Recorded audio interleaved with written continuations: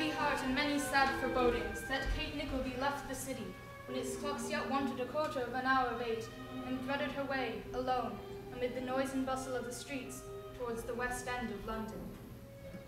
And at this early hour, many sickly girls, whose business, like that of the poor worm, is to produce with patient toil the finery that bedecks the thoughtless and luxurious, traverse our streets, making toward the scene of their daily labor, and catching, as if by stealth, in their hurried walk, the only gasp of wholesome air and glimpse of sunlight which cheers their monotonous existence during the long train of hours that make up the working day.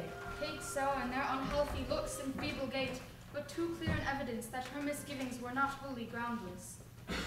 She arrived at Madame Mantalinis at the appointed hour, and was admitted to a small curtained room by a tall, elderly footman. Excuse me, Mantalini. Are they Italian? Mundle. I beg your pardon. Changed his name from Mr. Mundle to Mr. Mantalini. Oh, I see.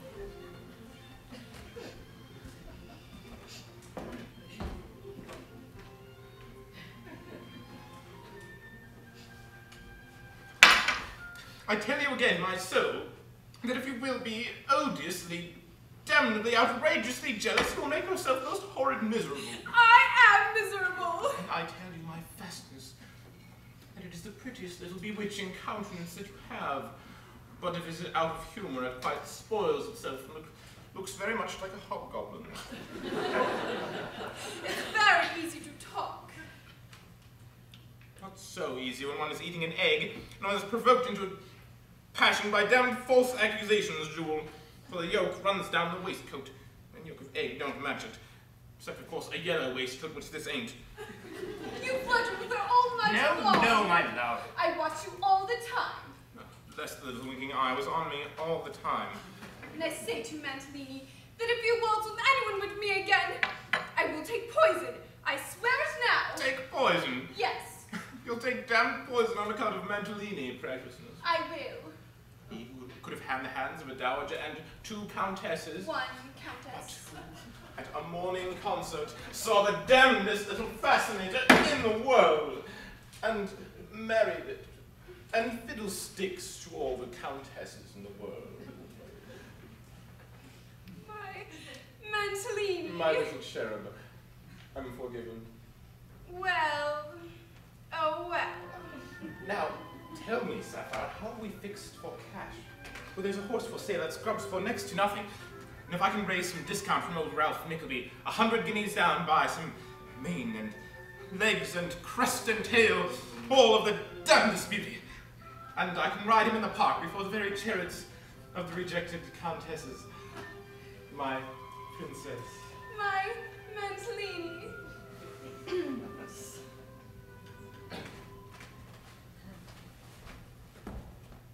Well, what's this?